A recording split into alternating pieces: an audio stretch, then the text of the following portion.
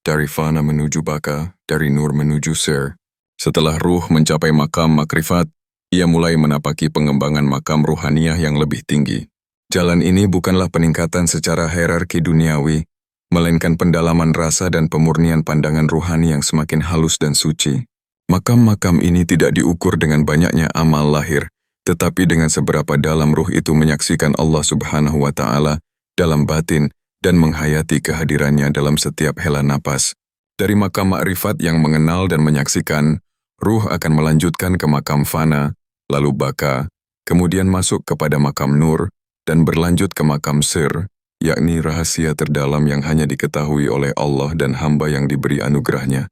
Tiap makam ini bukanlah batas akhir, tetapi pintu menuju kehampaan ego yang lebih sempurna dan ketenggelaman dalam kehadiran ilahi yang lebih mutlak. Makam fana adalah makam lenyapnya kesadaran terhadap diri. Ruh tidak lagi melihat bahwa ia punya amal, punya kehendak, punya daya.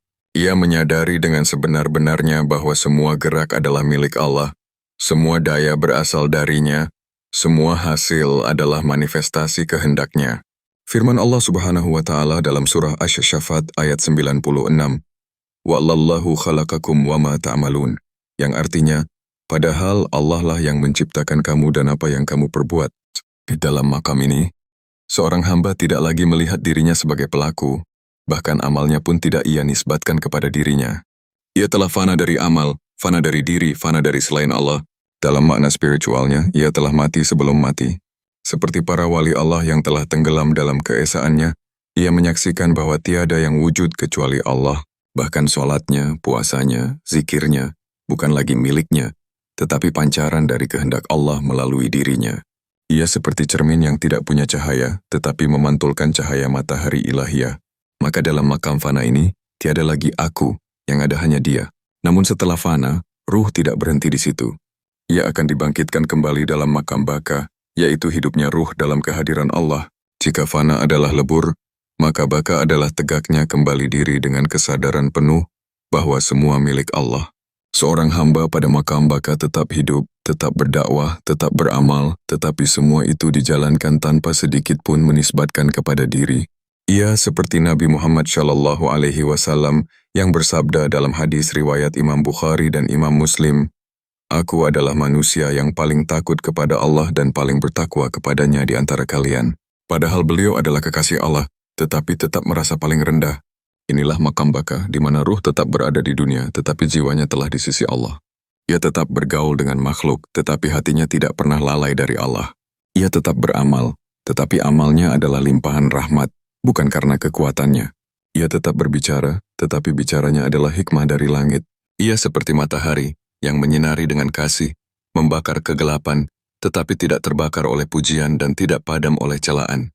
Setelah makam fana dan baka, maka ruh akan masuk ke makam nur, yaitu cahaya. Dalam makam ini, ruh tidak hanya mengenal Allah, tetapi menjadi alat pancaran cahayanya. Ia seperti tongkat Nabi Musa alaihissalam, yang berubah menjadi ular karena perintah Allah. Bukan karena kehebatan Musa, tetapi karena kehendaknya. Nur ini bukan cahaya biasa, melainkan cahaya yang berasal dari cahaya Allah, nurun ala nurun. Surah An-Nur, ayat 35. Ruh pada makam ini menjadi penerang bagi ruh-ruh lain yang masih terperangkap. Kata-katanya bukan sekadar nasihat, tetapi siraman dari langit. Diamnya pun menjadi pengingat bagi mereka yang jiwanya telah siap. Ia menjadi manifestasi dari cahaya ilahi di bumi. Bukan karena ia hebat, tetapi karena Allah telah memilihnya untuk menjadi saluran rahmatnya. Ruh seperti ini tidak menyombongkan makamnya, karena ia tahu bahwa cahaya itu bukan miliknya. Ia bagaikan lampu yang menyala, karena disambungkan dengan sumber tenaga ilahiyah. Jika Allah mencabutnya, maka ia akan padam seketika. Kemudian makam yang lebih dalam lagi adalah makam sir, makam rahasia. Dalam makam ini, ruh telah masuk ke dalam wilayah yang tak bisa diungkapkan dengan kata. Sir adalah kedekatan ruh kepada Allah yang begitu dalam, hingga tidak ada makhluk pun yang mampu menyelaminya. Bahkan malaikat sekalipun. Ia adalah wilayah keintiman, di mana Allah berbicara langsung dalam diam ruh. Bukan dengan kata, tetapi dengan isyarat yang hanya bisa dirasakan oleh ruh yang bersangkutan.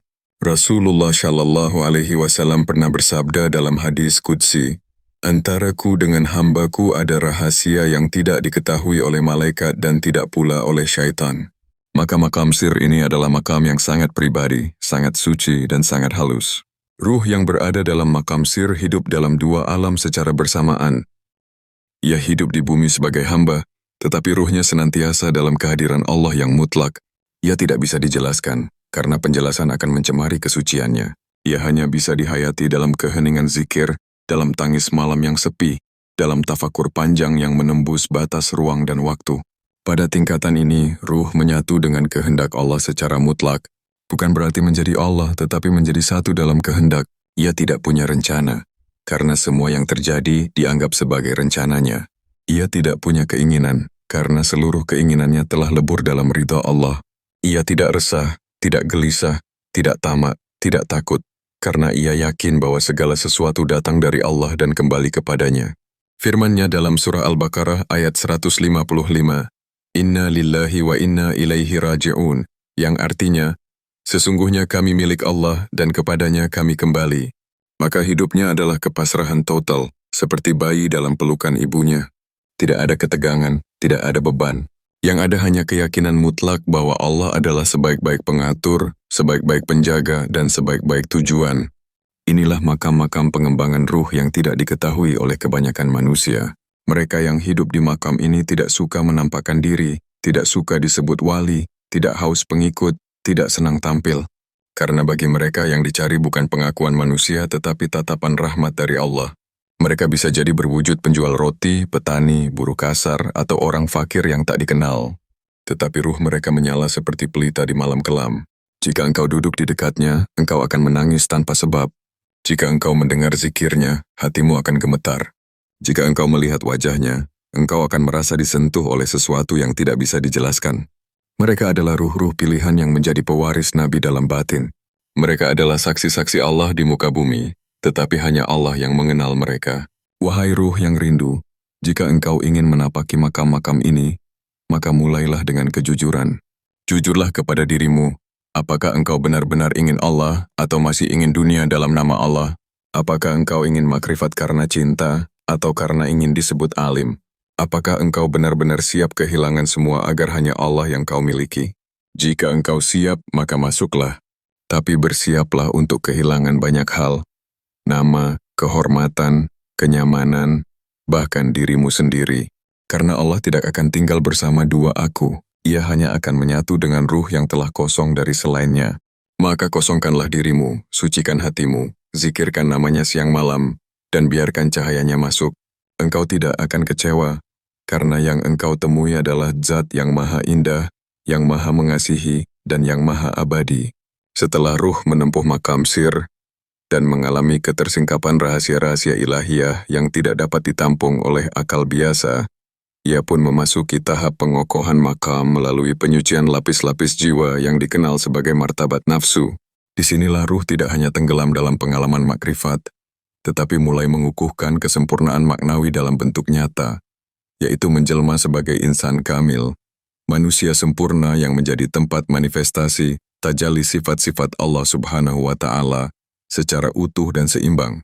Para arifin billah memahami bahwa ruh tidak akan benar-benar tegak dalam kehadirannya sebelum menaklukkan seluruh martabat nafsu, karena nafsu adalah hijab yang paling tebal dan paling halus sekaligus. Tidak semua hijab berasal dari dunia luar. Bahkan hijab yang paling berbahaya adalah hijab batin. Perasaan memiliki amal, keinginan dihormati karena spiritualitas, atau merasa paling dekat dengan Allah dibandingkan makhluk lain. Semua ini adalah bentuk kebatilan yang menyamar sebagai kebaikan. Inilah syirik kafi, syirik tersembunyi, yang hanya dapat dikupas oleh cahaya tajalli ruhani. Firman Allah Subhanahu wa Ta'ala dalam surah Al-Furqan ayat 23.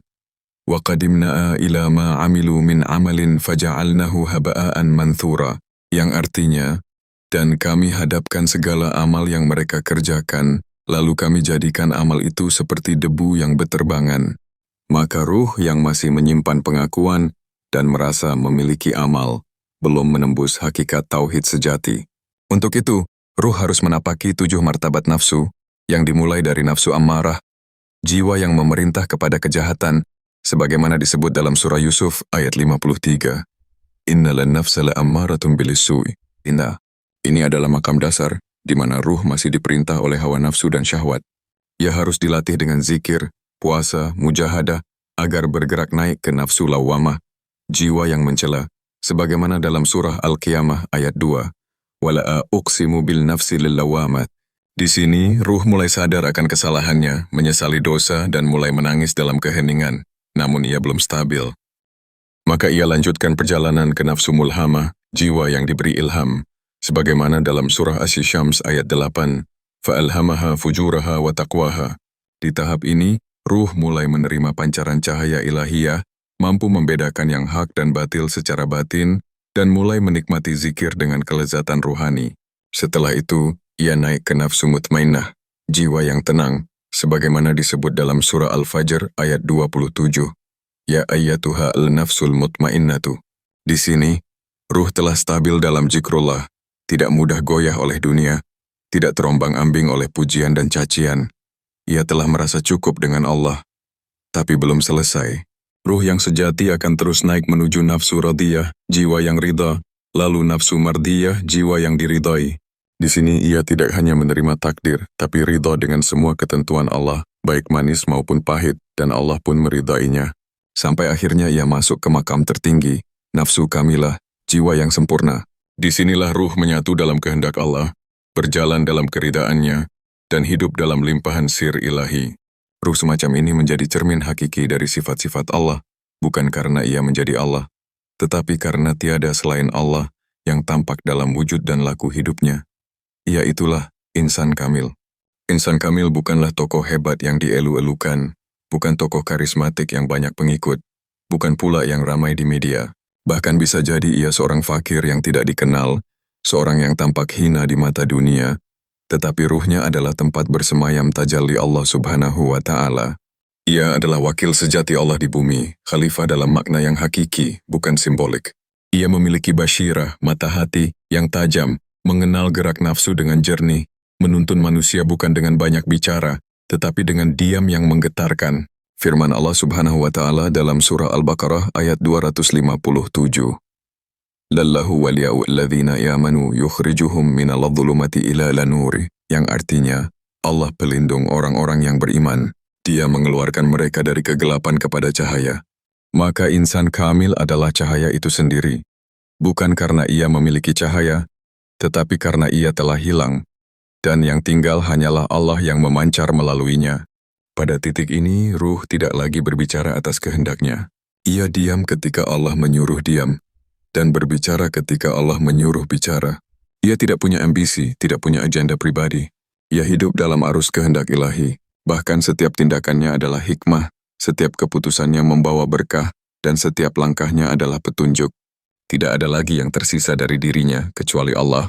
Ia melihat dengan cahaya Allah, mendengar dengan cahaya Allah, berkata dengan kehendak Allah, dan berjalan di atas titian yang dijaga langsung oleh Allah. Yaitulah wujud manifestasi sempurna dari ayat, Inni ja'ilun fi'al ardi khalifah. Maka segala yang ia kerjakan adalah bagian dari pelaksanaan amanat ilahi, bukan atas dasar kehendak pribadi. Namun maqam ini bukan untuk disombongkan. Bahkan para wali yang sejati, meski telah mencapai makam ini, justru merasa semakin kecil, semakin takut, semakin malu, karena mereka semakin menyadari keagungan Allah dan kelemahan diri. Ruh yang telah melewati makam-makam ini tidak akan pernah merasa tinggi. Justru ia menangis setiap malam dalam kesunyian, takut amalnya tidak diterima, takut hatinya disusupi ria yang halus, takut dirinya diam-diam masih mencuri sedikit pujian dalam amalnya. Mereka menangis bukan karena dunia, tetapi karena takut Allah murka. Mereka tertawa bukan karena senang, tetapi karena rindu yang mendalam telah menjelma dalam bentuk kasih terhadap seluruh ciptaan. Mereka memandang semua makhluk dengan pandangan kasih, bahkan terhadap yang menyakitinya, karena mereka telah melihat semuanya datang dari Allah. Inilah ciri ruh yang telah sampai dan tetap menjaga adab dalam maqam makrifatullah yang hakiki.